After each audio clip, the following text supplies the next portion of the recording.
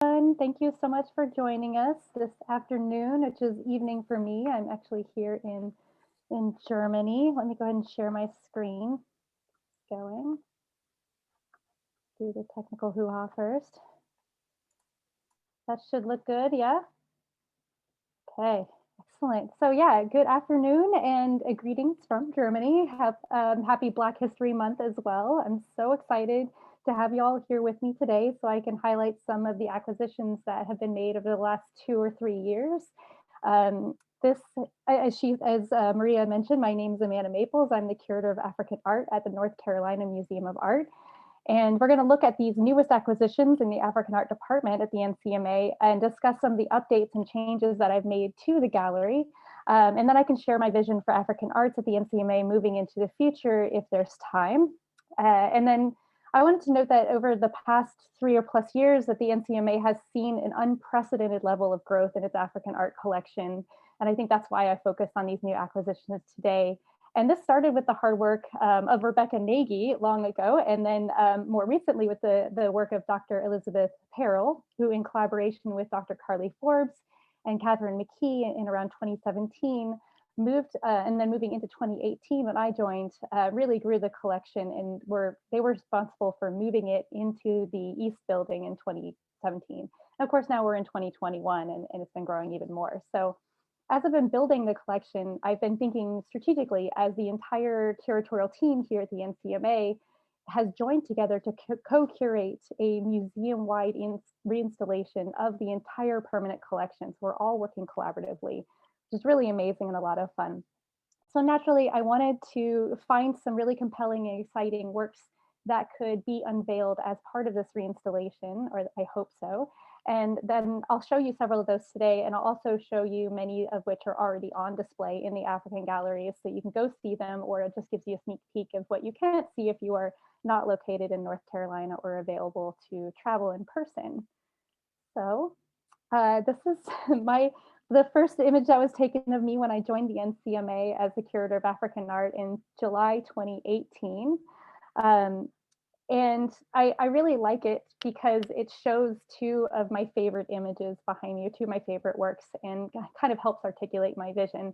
But I want to note before I talk about those that I have expanded the collection by about 70 new works in the last 2 years. Most of those are donations and some are strategic purchases. And those donations have come from local, regional, and even national donors as close as Raleigh and as far away as California. So I've also sought to really diversify our donor base and our lenders as well. And I think that's important to note out right out. So behind me in that image is Ella Notsby's Lines That Link Humanity and Elias C. May's Tightrope 9. So I especially wanted to feature these works because they encapsulate my vision for the representation of Africa and African arts in the galleries, particularly that arts can link us across time and space and present challenging but inspiring ways of thinking about our experiences, as well as challenging the often strict borders that we tend to draw around art historical canons. I want to think towards a future where pluralities of voices are not only respected and heard, but lifted up, and with more and more opportunities for new voices to come into the museum to increase representation and face challenging histories. Basically, I want us to be better global citizens, and I think that we can do this within the museum spaces by listening and learning from one another, by being more transparent, and by thinking past binaries and calcified borders. So today, I'd like to present some of those most compelling new works out of the 70 to share with you, and also talk a bit about the other activities that I'm doing or envision doing to invite you, our community, our public into the museum in various ways to share your voices and your perspectives on Africa and African arts. So one of my favorite artists to discuss this project of mutual understanding and global unity is Ivorian artist Frederic Brulé Boisbré. So in 2020, 17 cards, some of which are shown here, were donated to the museum. And I'll note here that I am sort of zooming around different parts of Africa in different times. So don't hold me to any of that. There's no linear narrative to this. So from the 1970s until his death in 2014, Boisbré created hundreds of these brightly colored cards. They're postcard sized. which collectively map a perspective that encompasses all the globe, extending from the village to the metropolis, from the so-called traditional to the contemporary. Broadly titled World Knowledge, the drawings visualize a unifying compendium that documents and explains the world for the world. Among the myriad scenes depicted, Boisbré pursued very strongly this idea of nation and race and the universality of human actions across these constructed boundaries. So his works are intentionally syncretic, infused with Ivorian wordplay, histories, and a bit of mysticism. So his drawings are executed in colored pencil with simplified geometric forms, as you can see here. Seemingly elementary in their choice of medium and execution, the pictograms from this series are in actuality a highly sophisticated synthesis of metaphor, political statement, humor, linguistics, spirituality, and the artist's own anthropological research. So the drawings are an important part of the negotiation and reclamation of post-colonial African identities explored within the NCMA and form not only an understanding of this cultural subset of Cote d'Ivoire, but also provide insight on its integration into a globalized society. So in this way, the postcards are encyclopedic recordings of the interconnection and universality of everything beyond linguistic, political, and metaphysical borders. So from he's this robust oeuvre. I mean, he's done so many of these. There are 3 series within the 17 cards that were donated, in which he illuminates various nations' relationships with structural development, world peace, and hospitality. That's definitely seen here. So I won't go into each of the series in detail because we don't have that much time, but if there are questions about these particular series, I can say a bit more about them afterwards.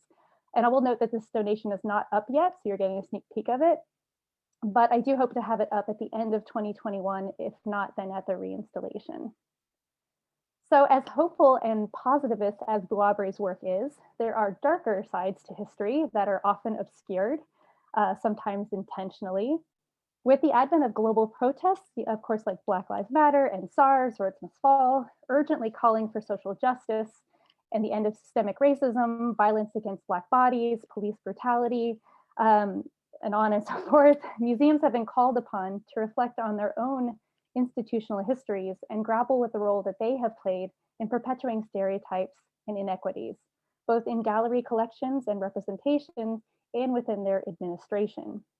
A critical aspect of museum pursuits towards this decolonization agenda includes the overturning of one-dimensional historical narratives that have for too long obfuscated everyday realities and the violence at play in colonial and imperial histories. So one way museums can do this is by introducing powerful new works to our communities and stakeholders that remember histories some would prefer left untold, but that in telling can return agency to those who have been systematically repressed. In 2019, the NCMA acquired this monumental and provocative work by internationally recognized South African artist William Kentridge that interrogates just such a hidden history. This 3-channel video installation entitled Kaboom tells the story of the nearly 2 million African porters and carriers used by the British, the French, and the Germans during the First World War. The charcoal drawings for the animated film provide a backdrop to Kentridge's signature trope of procession, a pageant of what we've chosen not to remember. Porters bearing the physical loads across Africa, but also the historical legacy and paradoxes of colonialism magnified by the war. Kaboom includes a sculptural diorama that is placed on a shelf in front of the video. I'll show you a picture of it in a sec. Taking the form of rock and landscape formations and human silhouettes, the cutouts are strategically interwoven into this multi-layered and time-based presentation. The 3-dimensionality of the diorama helps drive home the important issues that Kaboom tackles, while also referring to a mode of representation associated with museums. Since memory and knowledge, especially local and cultural, are essential to constructing identity, Kentridge counters this disarticulation of the past with a new kind of remembering that turns to history to shine a light on a little-known chapter, to critique the past, and to highlight topics that remain relevant and urgent even today.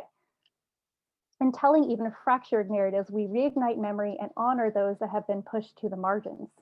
If we have time, actually, I can go ahead and show a clip of it in just a moment, but I think it's important to say that these kinds of works are something we're trying to get more of at the NCMA, time-based works, and this is a really auspicious start. So let me stop the share. We'll come back into it in a moment. I'm going to show you a quick clip of this. Hope this is working.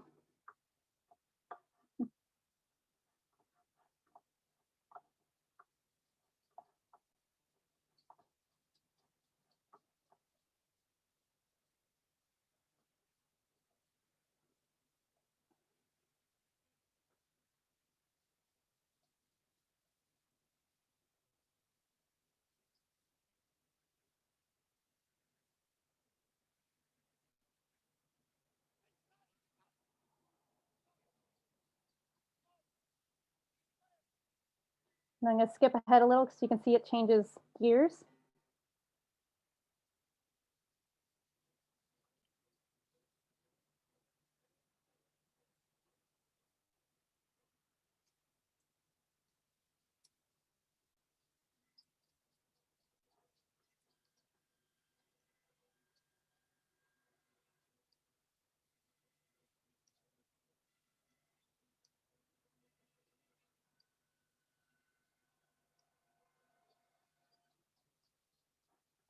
Okay. I just wanted to give you a quick sneak peek of that one, and let me go back to my PowerPoint, which might take me a second. I hope that sounded okay for all of you and that you can still see this. Is this visible to all of you?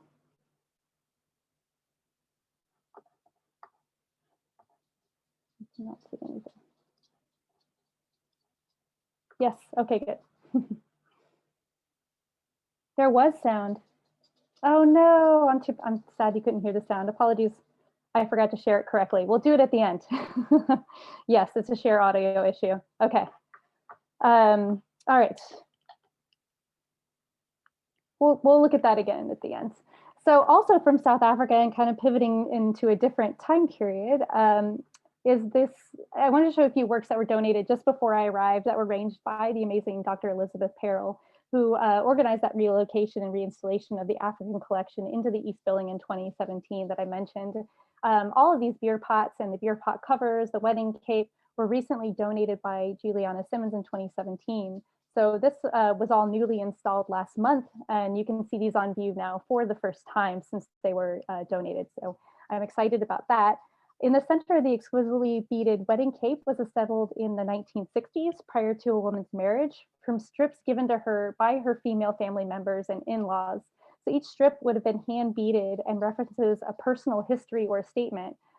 Through such personal narratives, women are able to remind the young bride of her familial connections and responsibilities while expressing hopes and dreams for her in her new life. Colors and patterns would be legible only to the women versed in specific beading techniques and colors and histories. So it's a bit coded and not necessarily legible to those of us on the outside.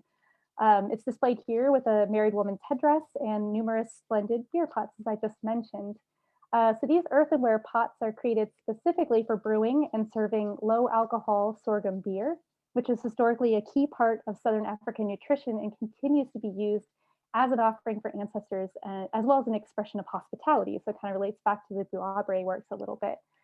They're drunk from at funerals, weddings, coming of age ceremonies, and other kind of transitional life events. So there are smaller vessels or kamba, which are passed from person to person, and then larger ones, which hold beer for an entire group. And usually you spoon it out with a ladle or a cup. And we do have a resident South African specialist in the audience, so she could always say something at the end if there's time. So these also feature a range of geometric patterns created by incised, impressed, and raised bump techniques, which is an iconic feature of Zulu ceramics, and that also usually references scarifications. So like the beaded wedding cape nearby, even something as innocuous as a beer vessel cover can have really deep meaning. So beginning in the early 20th century, a beer vessel cover would display colors of political or regional allegiance like Zulu beadwork. So this also reveals a parallel in gendered art forms. While beadwork and ceramic production was historically a woman's art, weaving beer covers was a man's. What's really interesting about these is that two of them use telephone wire, which is a practice that developed during the 1950s with the spread of telephone networks in South Africa. So men working in migrant labor systems were said to garner scrap wire from work or even steal wire in an act of resistance against the apartheid government. The use of letters in the example there in the center um, is particularly striking. So the exact meaning of all the letters, N and K, which you can see, but there's also an A, cannot be substantiated. Inka in Zulu is a verb meaning opening one's mouth to speak, as in the phrase, I didn't open my mouth to say a word. So Inka then could communicate volumes concerning choices of when to speak and who had the right to speak openly. And then other works on view in this section, and you can see what I was just talking about in the background, represent the growing collections from East and North Africa, which were relatively underdeveloped until about 2019. And they're also on view for the first time. Headrests like the one on the left with elegant incised knotwork are created to protect the elaborate hairstyle or headdresses of the user. In Kenya and Somalia, a person's status and membership in an age grade or specific generation might be conveyed by a hairstyle or by the style of the stool upon which they sat. For example, the Kamba stool with embedded beads to your right points to a woman's use and ownership, while the Mijikenda stool next to it would have broadcast a male status as an elder. Headrests and stools were thus considered to be both useful and beautiful objects in these contexts, and those are not mutually exclusive.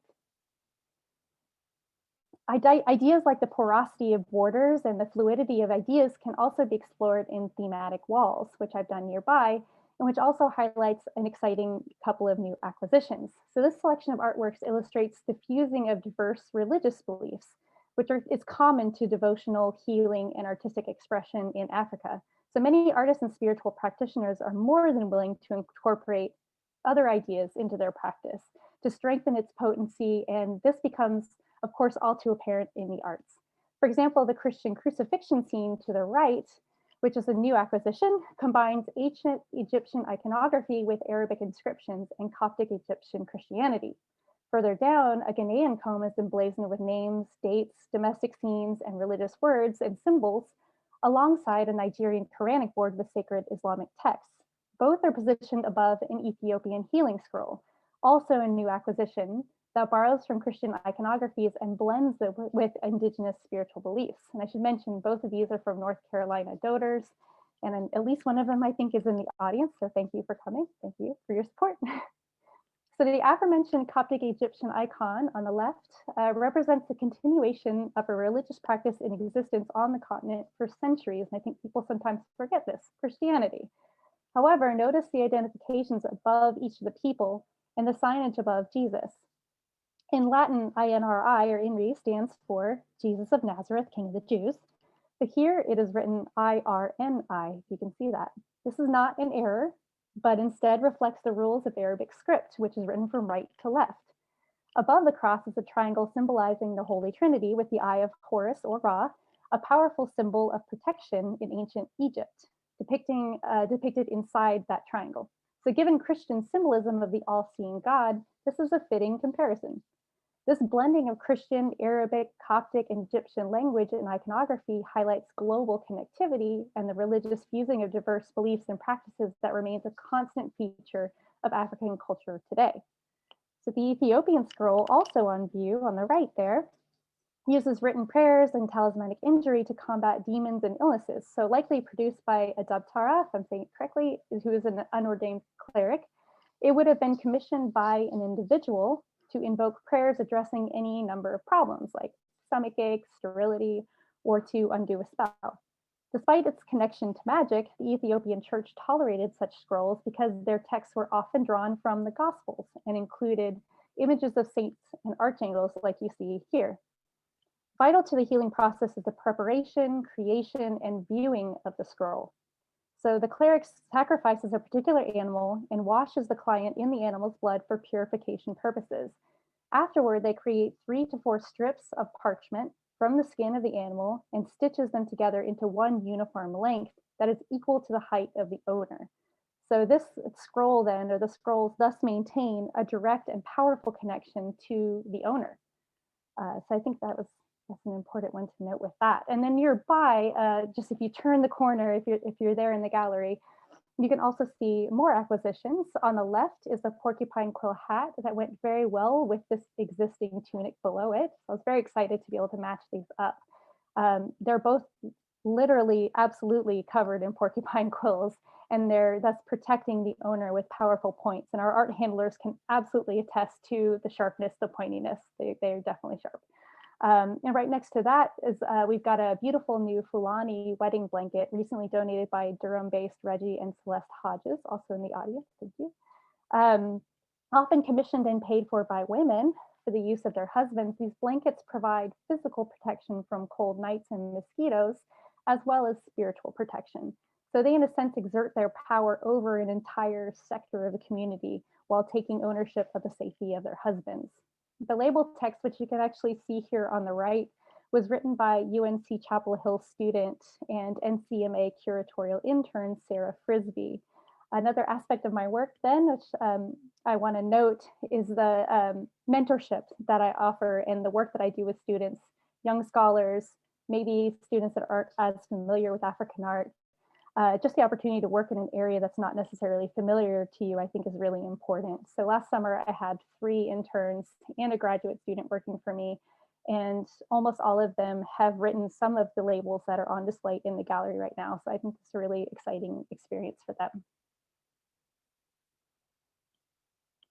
And then local donors that donated the Fulani wedding blanket, Reggie and Celeste Hodges, previously made a donation of 12 other works, all from Sierra Leone, including 7 Sowe masquerade heads, which comes from an all-women's masquerade society, and 2 Gongali masquerades, unique in that you don't see something so intentionally ugly or comical on display or represented in museum collections. So I was thrilled to get it in here. The wealth of information that Reggie and Celeste gathered as they collected and then gifted to our North Carolina community is huge and it's inspiring, allowing for future in-depth research and the ability to connect with the real artists and communities that made and used these masquerades. So for example, the masquerade head on the left still has its individual name, knowledge of which is usually lost in the collection process. Significantly, the Hodges recorded her name, which is Navo, when it was gifted to them in 1973. The character to Navo's right, Gongali, equally as popular as Sowe, if not more so. Its role is to entertain and cause laughter, especially at times of stress or sadness, such as funerals. So it's intentionally ugly to reflect its antisocial nature. Rather than illustrating ways of being as Sowe does, it performs just how not to be. As opposed to the Sowe mask, which has both ears pierced, Gongali has only one. Like the intentionally lopsided eyes and ears, this accentuates imbalance. Always the buffoon, he is performed as drunken and bumbling to the delight of any children witnessing his antics, of which they are often a part. The children are often taking place in these performances. So here's an installation shot of them on view at the NCMA. I invite you to see it, to illustrate that masquerade societies are also not singular, isolated organizations. They exist on a spectrum, ranging from the most secretive, usually related to initiations, such as a Sowe, to the most entertainment-based, such as the Gongali, in order to respond to the various needs of at any given time of any community. So accordingly, artists intentionally create the most beautiful and spiritual masks on one end and the ugliest, raunchiest masks on the other, with numerous other genres in between. So I like to talk about that spectrum that they exist on, and I think this illustrates it so beautifully. On the other side of the platform, you can now find this hornbill mask, which entered the collection in 2018 as part of a gift from an Atlanta-based couple. So here it is recently installed on the masquerade platform at the center of the African galleries. But without the performance gestures and the costuming, it's really difficult to ascertain just how this mask was used or intended to be used. So the red strip, for example, across the tubular eyes outlined in aluminum suggests that it was a fire watchers or a fire prevention mask by a Mano or a Kono artist, while the beak suggests it is a bird or Gagon mask by a Dan artist. Its hybrid appearance leads one to believe it is likely not Dan, but from a neighboring area and influential to the Dan, who later adopted the Gagon or a version of it. Regardless, from all that aside, it provides valuable insights into the fluidity of masquerading genres, as I was just speaking about, and cultural identities, and the porosity of geographic and cultural borders. So it's tough to say without seeing how this mask was performed, what it actually was. So from the same collection, Atlanta, is this figure, which seemed so innocuous and unassuming when I first saw it. But something about it caught my attention, caught my eye, and my gut said to stick with it, bring it to the conservator, Corey Riley at the NCMA, to give it further attention. Let's do a little research on this. So indeed, upon closer inspection, it held much more than originally meant the eye. Corey noticed that the loosely draped burlap cloth hid what appeared to be a pregnant belly. Further, this belly was covered with a surface of accretions that indicated medicinal or ritual applications, often associated with efficacious artwork commonly called power objects. Charged by ritual specialists, they become temporarily inhabited by life's energy or the spirit of a deceased individual to act on the behalf of the living. The ingredients are determined in collaboration with the individual commissioning the object and are known to the ailing and are known only to the ailing and to the practitioner or the diviner. In short, they temporarily work for the living and for a specific purpose, just such as to cure or to protect. So buried within the belly is a Loma-style masket behind neat rows of cowrie shells. I believe we counted 26. The masket has a prognaathic jaw, a jutting triangular nose, and a rounded forehead, all common to both miniature and larger sized masks from this area. Further XRF analysis revealed that high levels of zinc and manganese, which indicate that the masket is made of trade metal, were there. So this is curious because most of these maskets are not in metal, they're wooden. That's not the material choice normally. So that was really interesting to us and really caught our attention. So in Liberia, zinc is a precious metal used in trade because it creates a stronger alloy for bronze, and cowries are a known and valuable commodity. So this figure is literally pregnant with wealth and prosperity. Further, the Loma seem to consider miniature masks as the real ones, and the big masks as existing mainly for public use. So a mask wearer would never fail to carry his miniature mask under his arm while performing. So this little masket, what's inside of this figure, may be much more important than the figure itself. So I'm really glad we did some in-depth research on this.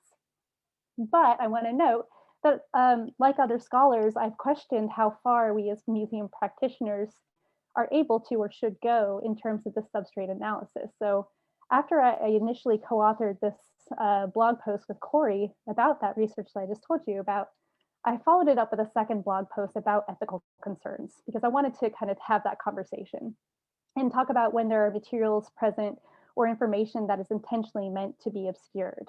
Something is concealed that should not be known. So you can read about it more on Circa, which is the NCMA's blog, if you're interested. Suffice it to say that I feel comfortable, even excited, with the level of knowledge that we have gained, because I think there's still so much that we don't know and probably never will know, that the secrets that were intended to be concealed are never going to be apparent to us. So happy with what we've discovered. So another work not on view, but that will make its debut possibly in the late installation, is this full masquerade ensemble from Igboland in Nigeria. So I've already begun to research it, narrowing it down to a particular type of masquerade known as an omabe from Ebonyi State in Nigeria. And this is thanks to the assistance of Dr. Ellie Bentor. Full masquerade costumes are important additions to African art collections in order to illustrate the fragmentary state that most objects are in when they reach the museum, and the essentialization that many of these arts are subjected to during their journey from Africa to the West. So as you probably noticed, there are lots of mask heads in collections and not full ensembles. So we're missing a lot of information in our representation of African arts across the board in the global North.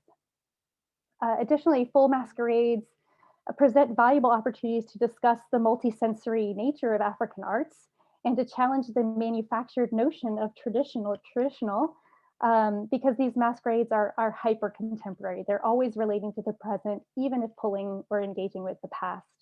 So the mask portion of this ensemble emulates a similar form, so there maybe a small connection to be made there with further research of a maiden spirit mask. This one is currently in the collection, been here since around 79. It's a pretty old one in the center. And it, like the other mask, includes the upturned nose, the high cheekbones, the almond-shaped eyes, and the ichi scarification patterning.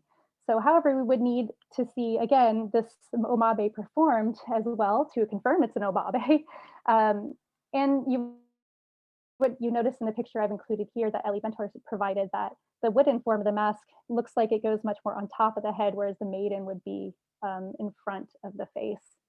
So, and also the legs of those really voluminous pant legs would be cinched together, which makes a lot of sense for the movement of the person. You can see that on the right. And here is where we would normally place our fully dressed ensemble. A gungun would often be here, or the yomabe. And as part of this idea of multisensory and ephemeral experiences that are so integral to African arts. So what I call an intangible heritage that is difficult to get at or discuss, but that a platform focused on the performative can start to interpret for audiences and visitors. So as you can see here, I recently placed a knit cave ensemble instead as part of our interchanges program. So what I find especially compelling about this is the opportunity to talk about that hyper contemporary nature of masquerade and to challenge the art historical canon. It was originally going to be on display in the contemporary galleries at the NCMA as part of that cross-cultural, cross-collections conversations that we call interchanges, which we've installed so that we can place arts in places that you wouldn't normally expect and kind of draw out those conversations. So this was to be a one-for-one switch with the fabulous Knit Cave ensemble, usually on view near the Kusama. And as you may or may not have seen, it did migrate to this masquerade platform in the African galleries. Knit Cave is very much inspired by West African masquerades in his work. Unfortunately, due to COVID, the treatments the Yomabe needed to go on view could not be completed in time. So we're going to save it for maybe 2022. But I think what's really compelling to me here is that you just wouldn't see a contemporary masquerade like that in a contemporary gallery. It just isn't done. And so I really want to draw that out and to interrogate that a little bit and kind of shine a light on those canon borders that we tend to draw. So regardless, moving the Knit Cave and placing the Yomabe in the contemporary gallery allows us that opportunity to think about how masquerading obscures the performer's identity. And that requires the complete coverage of the body, not just the fragmentary masks that we tend to get in museums especially, and is integral to revealing spiritual and transformative potential, and conversely protecting and anonymizing the individual, which is what Knit Cave is talking about in his work. So we can then consider what is missing in both contexts and the omission of painful histories that have traveled across oceans yet still persist. And this is another recent acquisition, which I made jointly with the Ackland Art Museum. So I'm trying to work collaboratively with institutions in North Carolina as well. So we split the acquisition, and UNC students got the opportunity to, there were one specifically taking a contemporary African photography course, and they were able to make the selection for the Ackland in consultation with myself, with Peter Nisbet of the Ackland, and with Linda Doherty, our chief curator. So Samuel Faso is well known for his self-portraits that borrow from iconic images and cultural stereotypes to explore African, personal, and urban youth identities. He also recognized for portraying known historical personas and challenging gender conventions. So these photos are the first contemporary Cameroonian and Central African Republic works to enter the collection. So I was delighted to have these in as well. And we can always bring the four together in strategic loans with the Ackland. So I also wanted to provide this image for context of the entire series with the two images that we acquired marked. This is the signature photograph that the New York Times recently used in the obituary of one of my all-time favorite scholars, gone too quickly, Okwuegbunam. And he just co-authored the first comprehensive overview of Faso's work, which just came out in 2020. So I wanted to kind of highlight that for those of you that have interest in looking further into Faso's work. So getting towards the end, I'm gonna now highlight some of the most recent acquisitions. So pictured here are three of the most recent ones to join the African art collections at the NCMA. On the left is this amazing door by Aloe of Ise, one of the most renowned carvers in the history of Yoruba material culture. He's known for his innovative techniques that lend a certain dynamism and energy, and as well as dimension to his carvings. It's been on display in the galleries since Elizabeth reinstalled in 2017, generously loaned from Dr. Rhonda Wilkerson, who's pictured here with it. and she just agreed to donate it to the museum in late 2020. So I'm absolutely thrilled to have this part of the permanent collection. On the far right is the first work by a Baga artist, so Guinea, to enter the collection, coming from a collection in Long Island, actually. So this horned female figure, or Tiambo, portrays a pubescent girl in a modern naturalistic fashion with a straight nose, round eyes with black pupils, thin mouth, and ears in a shape that's actually reminiscent of a mask for which the Baga are much more famous for, the Dimba. So the head wears two horns curving backwards as well, hinting at its supernatural origin. Jutting from the back of the head is a paddle-shaped projection, which I pulled out for you here from the side, with Islamic-inspired designs also seen on the popular and related art form, Cibondel. No time to go into that here, but if you know what a Cibondel is, you'll know what that reference is. So this work was originally invented in Cataco, which is a town in northern Baga country. I've actually been there, around 1946, by a young artist named Umbra.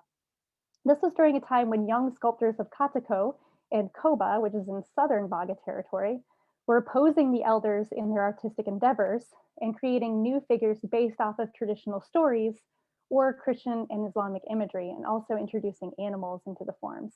So given the unique treatment of the decoration at the back and other examples with similar Islamic-inspired head crests and single or double horns, I believe this to be a hybrid figure that draws from three masquerade sources as well as the Cibondel. So you've got the female forms, Tiambo, Signal, and Yombofisa. I think it's drawing from all of those, as these youth were doing really interesting things, but also from the Cibondel. So this unique and syncretic blending of Islamic iconography, sculptural inventions from the source location, and individual expression make it a truly special addition to the NCMA collections. And then finally, in the center of this kind of slide is a new work by Omar Victor Diop, and as you know, is the poster child. So in this, one of my all-time favorite artists and works, the fabulous Senegalese photographer Omar Victor Diop reenacts a 19th century portrait of Frederick Douglass, the most photographed person of that time, by American photographer Samuel J. Miller. And I've included that picture here. So Frederick Douglass rose to fame as an orator and abolitionist following his escape from enslavement. Douglass commissioned this piece, among numerous other portraits, as a publicity tool to gain supporters for his campaign. Diop emulates Douglass's intense gaze in a captivating expression of determination. He holds a soccer official's whistle in his hand, reinforcing the theme of globalization as it relates to voluntary versus forced migration throughout time, which I'll speak about a bit more in a moment. And as scholar Beth Buchenhagen argues, returns dignity to the African migrant rather than focuses on the crisis of migration. He does this by using the hero shot, which is a common trope for African photographers who work at eye level or below their sitters, making them seem larger than life and increasing their importance. So another detail to note on this piece includes the print cloth background, which clearly riffs off of the vest from the original image. You can definitely see that. It also references wax print textiles as a product of imperialist trade networks and nods to the pioneering work of photographers Seydou Keita, Malik Sidibe, and Mama Cassette, as well as that of painter Kehinde Wiley, whom Diop knows well and it also admires. So according to Diop, a pattern backdrop drives the eye toward a central feature of the image, usually the hands and the face, which he certainly does here and which are not visible in the original image. That's definitely something he's pulling out there and drawing your eye. So the image we've acquired comes from the Diaspora series, which is an arrangement of self-portraits that reframe contemporary migration in a global historical context to show the contradictions of these movements across time and space. So Diaspora explores this construction of identities by replacing Baroque era accessories for soccer paraphernalia that reference an underlying conversation on global consumerism and migration, as well as the relationship between notoriety and erasure for Black constituents. For Diop, comparable racial circumstances between historical figures and contemporary soccer players subvert the accepted migration success stories that ignore experiences of racism and exclusion for members of the diaspora. So I love this idea of challenging not only Eurocentric painting traditions and art historical canon, but our accepted understandings of diaspora and of course points to the construction of identities and how many of us have so many different identities living within us that don't always play nice together either. So these identities are then shifting and fluid and need to be constantly re-articulated and reinvented, renegotiated.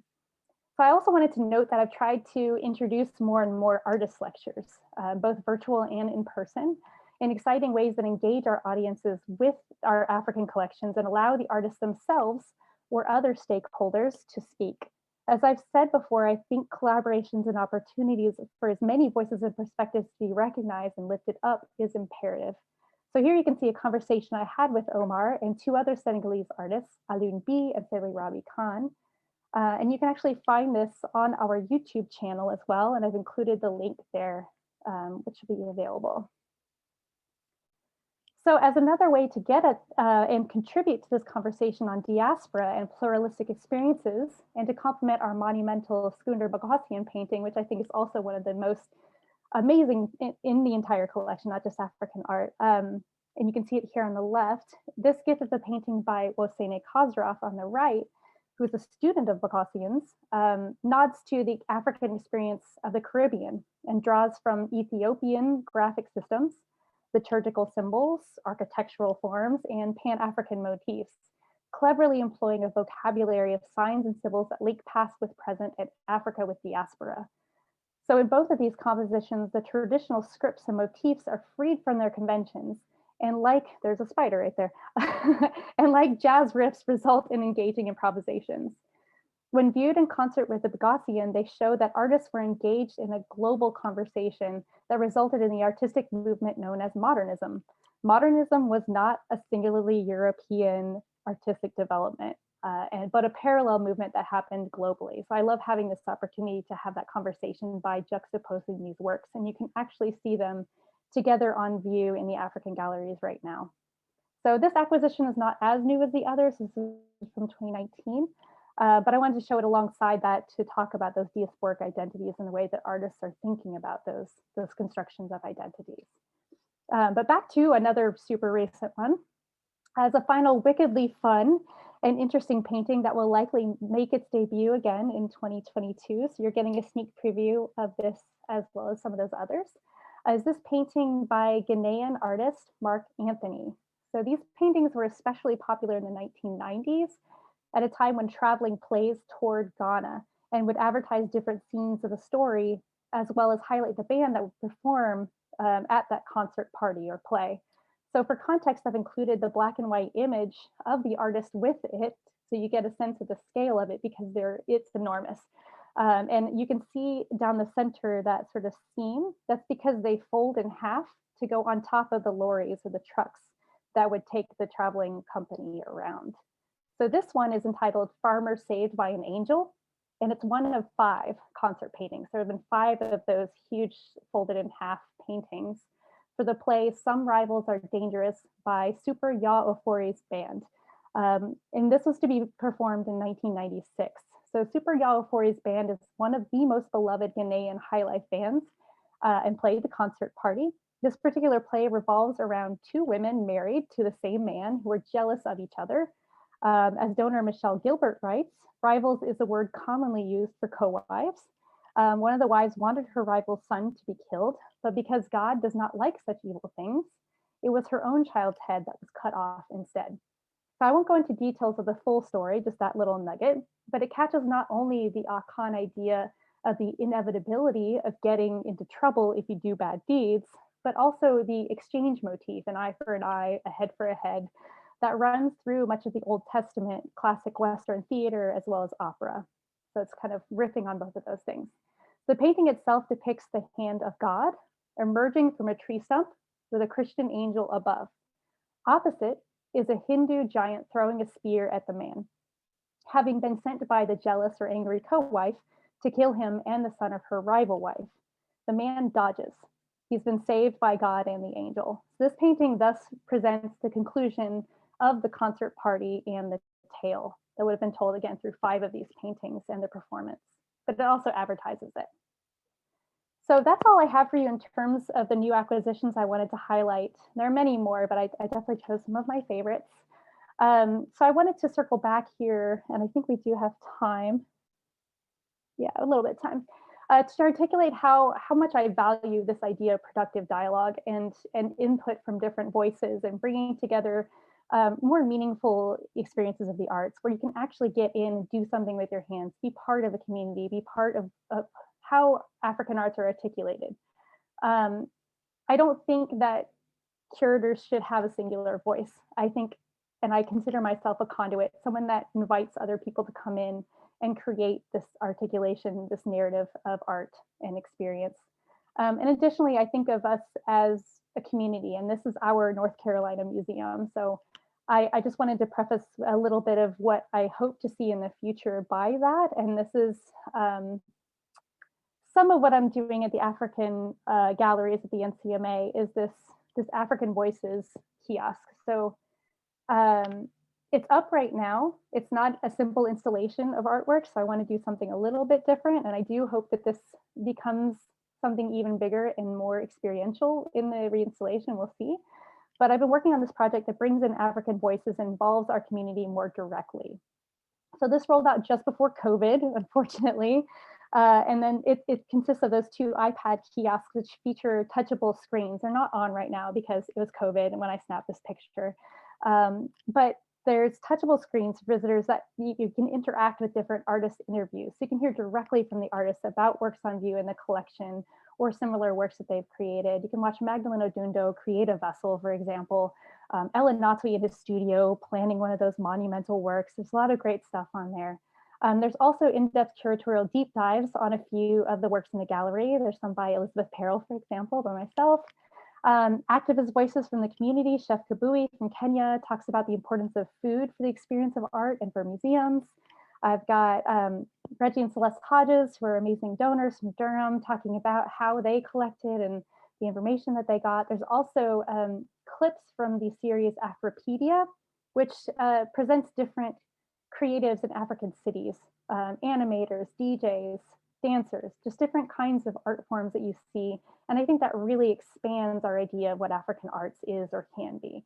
And this is the best way I could get at it for now, is just having these kiosks. And I will say there's also this a few of those videos on YouTube. So I just took this little snap. You can actually see some of those. You can also scan the QR code that's on the label in the gallery. Well, it's not up on there, but it is there. So that is all I have for you. And I think that's right around the good time to still have time for questions and or to show you a clip with sound of the William Kentridge, if you'd like to see that. If you want, you can go ahead and share the clip, Amanda, and then this way I can compile any last minute questions, and then we can get started on the Q&A. I know exactly what I did wrong, so I'm going to fix it. We'll start at the beginning. I'll show you the first 20 seconds or something.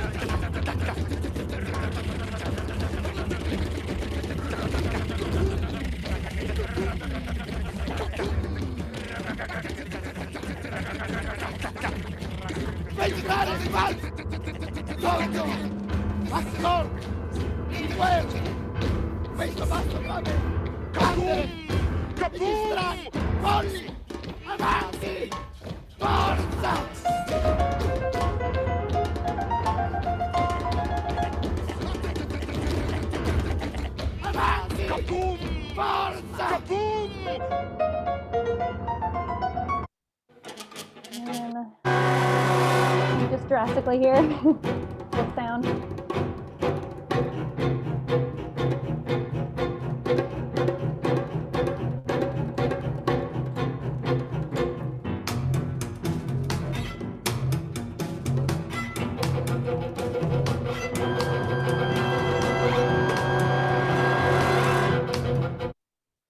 I think that gives you a sense of the sound. I hope that that worked at that time.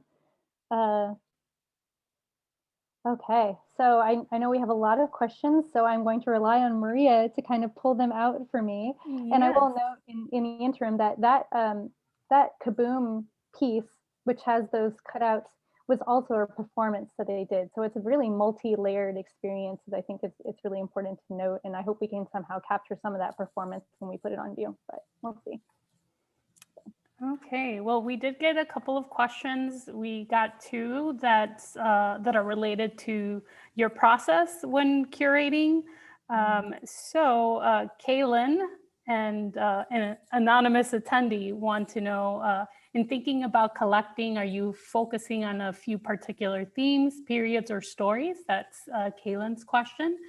And our anonymous attendee is wondering if there's a plan or vision behind what works you acquire for this collection, or is it a matter of finding what's available? Mm-hmm.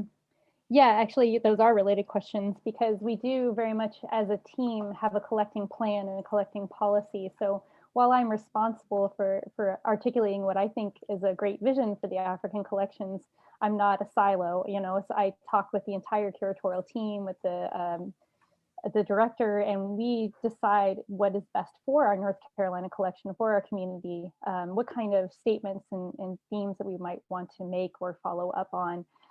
Although I would say I do have a lot of control because I'm the resident specialist. So I I think one of the things that I really love and enjoy that you may have gotten a sense of here is that there's this important body of historical work that makes up a lot of the collections of African art we get in museums, especially in America.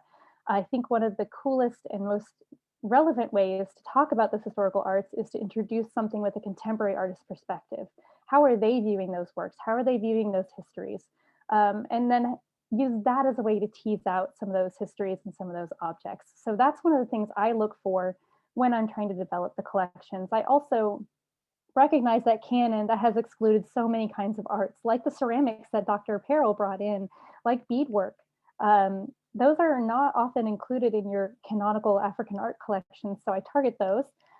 Islam is also an important art canon that is not necessarily represented in African collections. So I do target works that engage with Islamic experience, Muslim experience.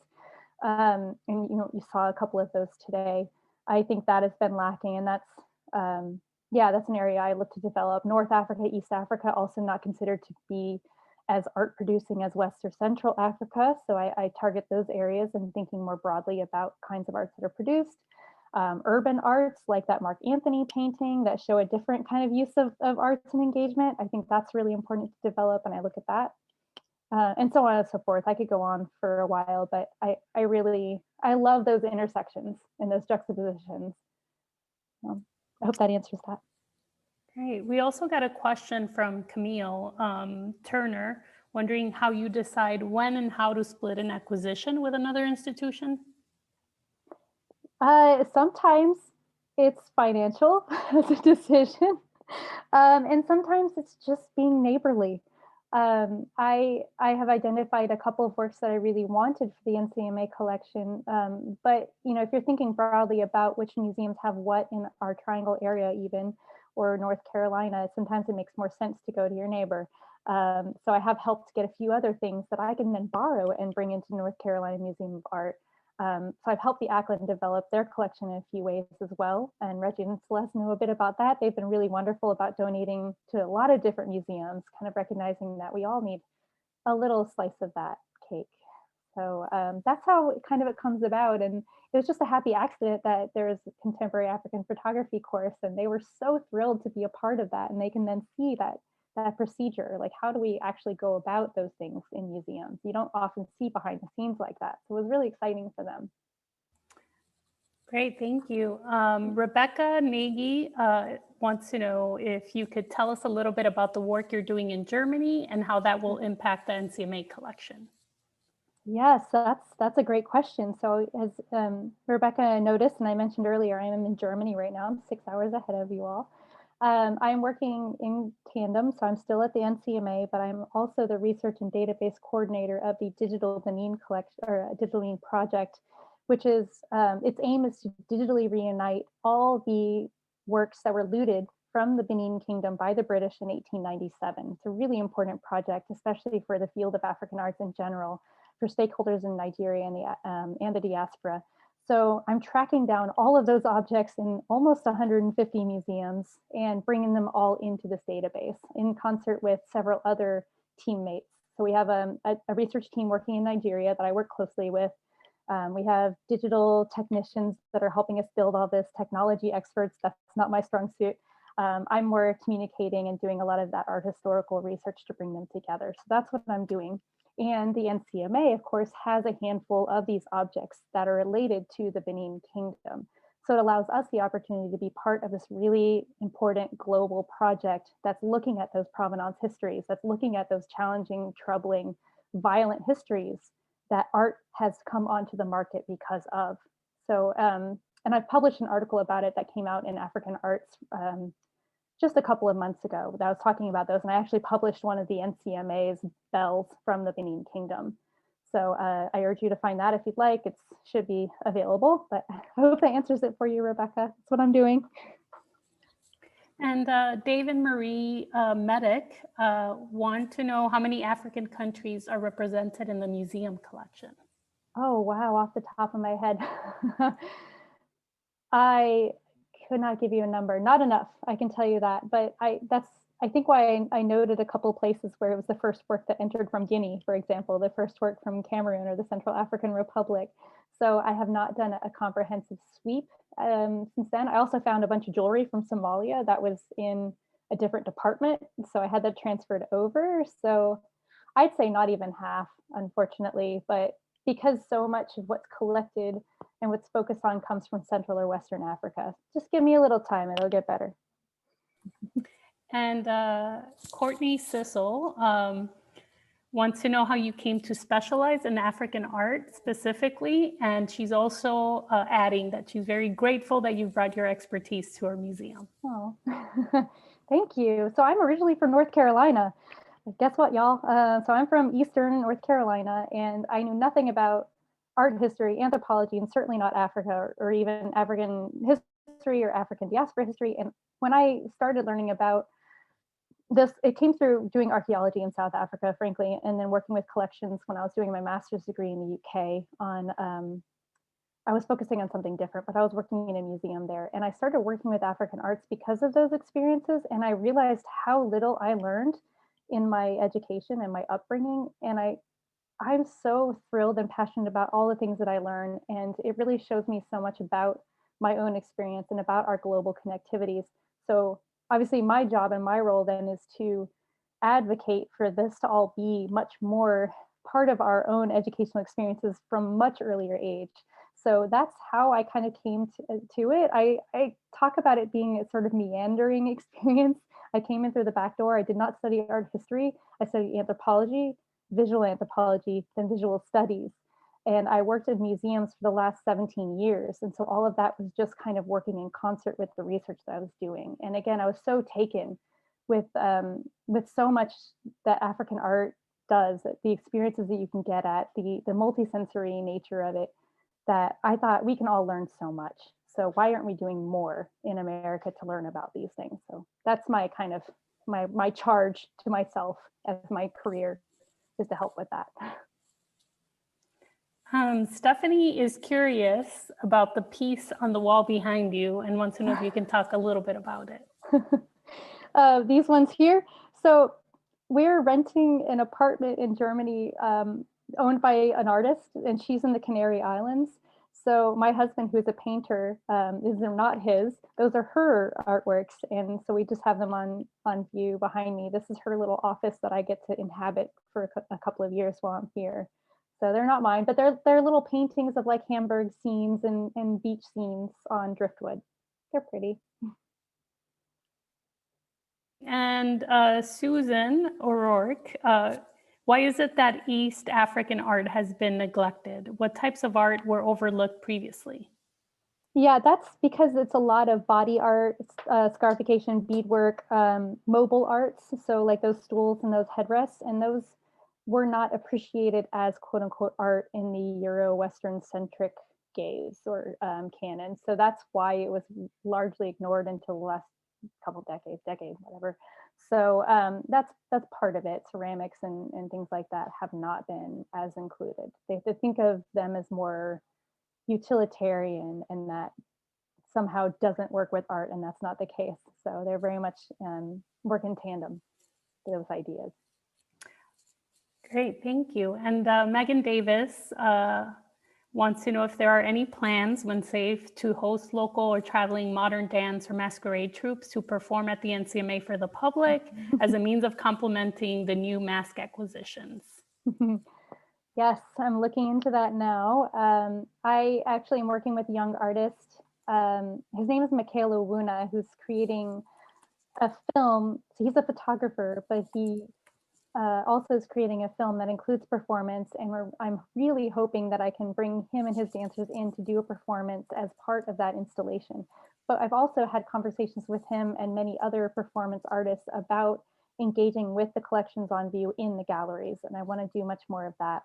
COVID obviously has complicated anything like that at the moment, but we have some plans in the works. I can't say anything for sure, but you should see more things like that, I'd say, later this year, next year. Also, we have a new staff member, Moses, who has been working tirelessly to bring engaging musical experiences and performative experiences into the galleries. And he and I have been working to do those kinds of things. So we're hoping to have a kora player in the galleries, for example.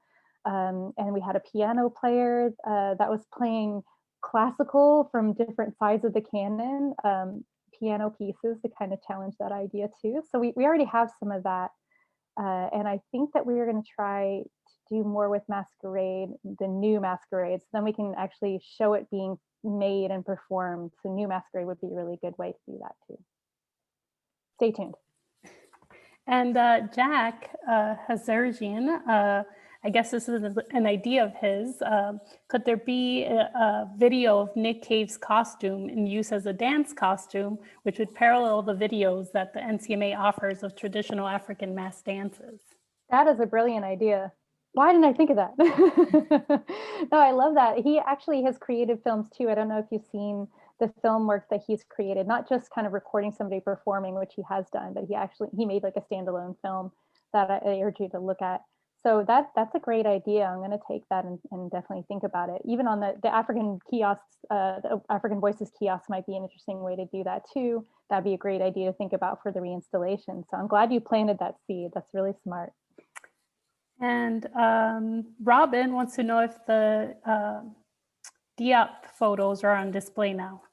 Not yet. That's a sneak preview. Stay tuned. That like literally brand spanking new. We just got that at the end of 2020. So yeah, it will be. It's light sensitive, so that complicates it. Believe me, I would put it up as soon as I could, except for the fact that after a few months, it would have to come down again for triple the time it was on view. So that's how we do things in museums with light sensitive works. So a little behind the scenes there. So I'd rather save it to be unveiled at the reinstallation. And I think it will be a really important work for multiple reasons, as you may have noticed with the things I talked about. So no, it's not on view, but soon. And just because we're already going over a little bit, we'll have a time for 2 more questions.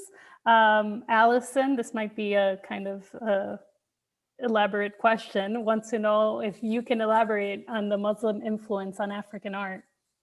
Oh man, well, one of to get at it quickly, one of the things I'll say is that the highest number of Muslims, practicing Muslims in the world are on the continent of Africa. So think about that and how much that has impacted the arts. I've also, in the exhibition Good as Gold that just closed at the NCMA that I curated for the Smithsonian and I traveled down, I talked about how Muslim traders were the first to come down into West Africa from North Africa, bringing a lot of arts and ideas and writing and just all sorts of things into West Africa. And there's a trade kind of going up and down the trans-Saharan trade routes of gold and salt and things like that. Those exist still today. So Muslim traders were the first ones to be coming, to be traveling across those routes. So it's a long relationship. So it's kind of hard to get much deeper than that in such a short amount of time. But those are my quick little nuggets of like that's you can see those relationships in a lot of the art forms. And I think one of the coolest things about African arts is that these artists are not afraid to incorporate a lot of different ideas and worldviews and religions into the arts. So you see aspects of iconography from Islam cropping up in architecture in the Hausa area of Nigeria, and you see it like in that the Sibondel in Baga, and in that that Tiambo female headdress that I showed you. You see that just on the back of her head. So you see this really amazing syncretism. And yeah, I wish I could say more right now, but especially in writing, and then the powerful spoken words that you get in a lot of African arts that activate a lot of these objects. Okay, and then our last question, unfortunately, we won't be able to get through all of them, but are there any plans for interactive events for children post-COVID associated with the new acquisitions in the African collection? That's a great question. We opened a newer children's area, or like family area, that's now downstairs from the African galleries. I think that's still in place, right, Maria? As far as new acquisitions, we're talking about doing something with the education department that is like AR, VR related. This is all preliminary, so it's something that we hope to develop that is targeting younger audiences. So we're coming up with some things. I was just talking to an artist the other day about his work really pulls from especially Dogon and also some Igbo mythology, and he knows the stories and could tell them through his images. So this is all, again, I haven't gotten permission or funding to do this yet, but I would love to have him read a story that's accessible to younger audiences through his photography. That tells some of those stories and myths that are so well known on the continent, not so much here. So that's some ways, and I think you'll see more and more, especially with the reinstallation. We have some fabulous staff really thinking deeply about these things. Okay, well, I think this concludes the virtual lunchtime lecture. Thank you all for joining us today. Thank you, Amanda, for this wonderful insight and this fascinating lecture. I'm also personally really looking forward to checking out these new acquisitions. And yeah, thank you, everybody, and have a good afternoon. And I threw my email address in the chat. If anyone has any more questions, or does want to talk to me about being featured on the African Voices kiosk, if you have something meaningful to say that you think is worthy of inclusion, please reach out. I would love to hear from you. And thank you so much, everyone. Thank you, everyone.